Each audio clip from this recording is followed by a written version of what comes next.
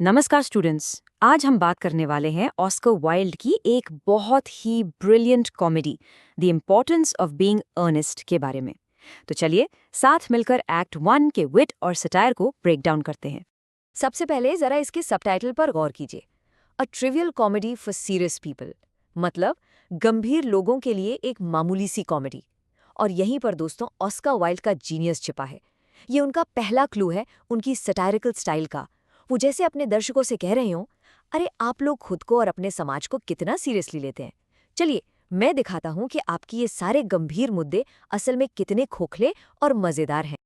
तो आज हम क्या क्या कवर करने वाले हैं, ये रहा हमारा रोड मैप। हम देखेंगे कि वाइल्ड ने इस कॉमेडी का स्टेज कैसे सेट किया। फिर बात करेंगे बनबरिंग के मजेदार आर्ट की, अर्नेस्ट के लिए प्रपोजल, लेडी ब्रैकनेल के वो फेमस क्वेश्चंस, और आखिर में वो सीक्रेट्स और क्लिफ हैंगर्स जो एक्ट 2 के लिए स्टेज सेट करते हैं। ओके, तो शुरू करते हैं। कहानी हमें ले जाती है विक्टोरियन लंदन में ऑल्जिनॉन मॉनक्रीफ के एक आलीशान फ्लैट में। और यहाँ का माहौल कैसा है? यहाँ अपीयरेंसेस यानी दिखावा ही सब कुछ है, और पैसा नहीं बल्कि विटी बैंटर यानी हाजिर जवाबी यहाँ की असली करेंसी है। आगे बढ़ने से पहले इस एक शब्द को समझना एब्सोल्युटली क्रूशल है, सटायर। सटायर का मतलब है ह्यूमर, आयरनी या एग्जैजरेशन का इस्तेमाल करके समाज की बेवकूफियों या बुराइयों पर चोट करना। और ऑस्कर वाइल्ड इसमें मास्टर थे। वो इस प्ले का इस्तेमाल कर रहे हैं अपने समय की हाई सोसाइटी के दिखावटी और पाखंडी नियमों का मजाक उड़ाने के लिए। वो समाज जो ऊपर से तो बहुत सभ्य दिखता था पर अंदर से उतना ही खोखला था। तो चलिए अब मिलते हैं हमारे मेन कैरेक्टर्स से, और ये दोनों ही बड़े मज़ेदार हैं, जैक और एल्जर्नॉन। इन दोनों ने ही अपनी सोशल ड्यूटीज से बचने के लिए, मतलब पार्टियों और फालतू के फंक्शन से बचने के लिए, फेक लोग इन्वेंट कर रखे हैं। और यही आइडिया इस प्ले का सेंट्रल कॉमिक डिवाइस है। ये देखिए, ये स्लाइड जैक वर्दिंग की डबल लाइफ को परफेक्टली दिखाती है। जब वो टाउन में होता है तो उसका नाम होता है अर्नेस्ट, और वो एक इररिस्पॉन्सिबल छोटा भाई बन जाता है।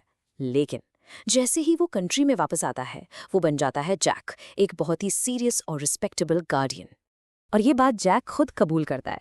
वो कहता है, मैंने हमेशा एक छोटे भाई होने का नाटक किया है जिसका नाम अर्नेस्ट है, जो एल्बनी में रहता है और हमेशा सबसे भयानक मुश्किलों में फंस जाता है।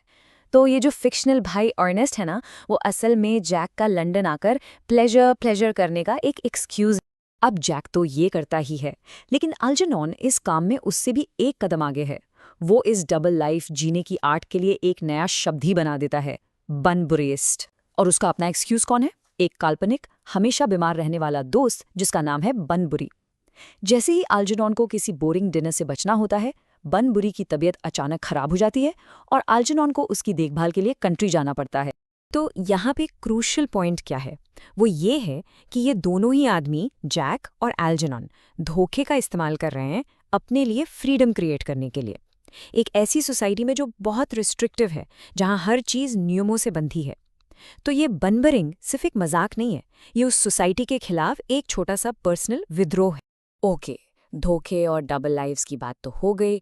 अब आते हैं एक्ट 1 के मेन प्लॉट ड्राइवर पर, जो है जैक का प्लान एल्जर्नॉन की कजन ग्वेंडोलिन फेयरफैक्स से शादी करने का। जैक का इरादा तो बिल्कुल साफ है। वो ग्वेंडोलिन से प्यार करता है और उससे शादी करने के लिए ही शहर आया है। लेकिन जैसा मैंने कहा, इस प्ले में कुछ भी स्ट्रेट फॉरवर्ड नहीं है, और रोमांस तो बिल्कुल भी नहीं। और यहीं आता है कहानी का सबसे एब्सर्ड, सबसे मजेदार कॉन्फ्लिक्ट। ग्वेंडोलिन को जैक से प्यार क्यों है? इसलिए नहीं कि वो जैक है, बल्कि इसलिए क्योंकि उसे लगता है कि उसका नाम अर्नेस्ट है। वो कहती है, मेरा हमेशा से ये सपना था कि मैं किसी ऐसे इंसान से प्यार करूं जिसका नाम अर्नेस्ट हो। इस नाम ने कुछ है जो एब्सोल्यूट कॉन्फिडेंस देता है।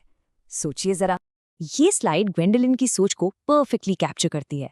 एक तरफ है नाम जैक, जिसके बारे में वो कहती है, इसमें कोई म्यूजिक नहीं है, ये थ्रिल नहीं करता। और दूसरी तरफ है अर्नेस्ट, जिसके बारे में वो कहती है, ये एक डिवाइन नाम है, इसका अपना एक म्यूजिक है, ये वाइब्रेशंस पैदा करता है।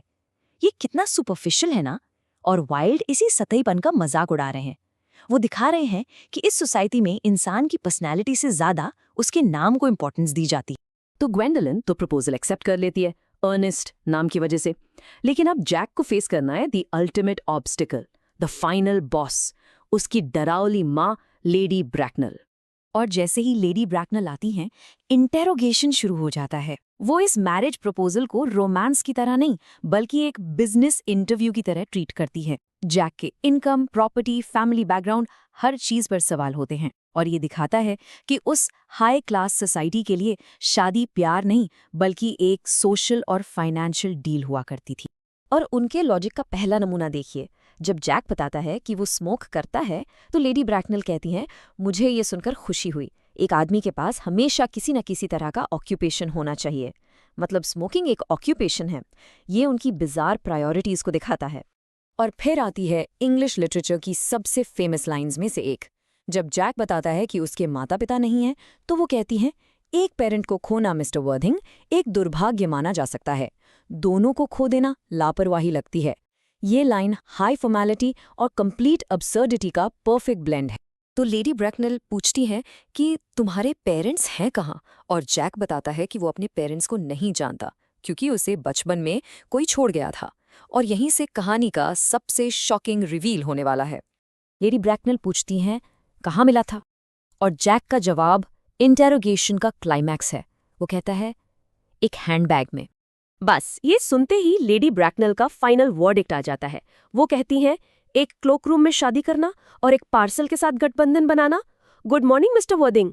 और वो चली जाती हैं। ये उस सोसाइटी के क्लास सिस्टम पर एक जबरदस्त सटायर है। आपकी पैदाइश कहाँ हुई, आपके माँ बाप कौन हैं, यही आपकी कीमत तय करता था। एक हैंडबैग में मिलना मतलब सोशली अनएक्सेप्टेबल। Engagement cancel. लेकिन एक्ट यहाँ खत्म नहीं होता। जहाँ एक तरफ जैक के प्लान्स फेल हो रहे हैं, वहीं दूसरी तरफ एल्जेनॉन चुपके से अपने प्लान्स बना रहा है। देखिए, जब जैक ग्वेंडोलिन को अपने कंट्री एड्रेस के बारे में बता रहा होता है, एल्जेनॉन उसे छिपकर सुन लेता है और वो एड्रेस को अपने कफ पर लिख लेता है। अब उसे पता है कि जैक की वो खूबसूरत वार्ड लिटिल सेसिली कहाँ रहती है। और इसके तुरंत बाद एल्जेनॉन अपने सर्वेंट लेन से कहता है, कल लेन मैं बनबरिंग पर जा रहा हूँ। लेकिन अब हम जानते हैं वो अपने बीमार दोस्त बनबरिंग से मिलने नहीं जा रहा, वो जा रहा है जैक के कंट्री हाउस। और हम गेस कर सकते हैं कि वो वहां जाकर क्या नाटक करने वाला है, जैक का वो बिगड़ैल भाई अर्नेस्ट बनने का। तो एक्ट 1 हमें एक बहुत ही एक्साइटिंग क्लिफ हैंगर पर छोड़ जाता है। सोचिए, जैक अपने काल्पनिक भाई अर्नेस्ट को मारने के लिए कंट्री जा रहा है, और उसी समय एल्जेनॉन वहां अर्नेस्ट बनकर पहुंचने वाला है। तो सवाल ये है, what happens when two Earnests meet? जब दो अर्नेस्ट आमने सामने आएंगे तो क्या होगा? Subscribe for more such videos.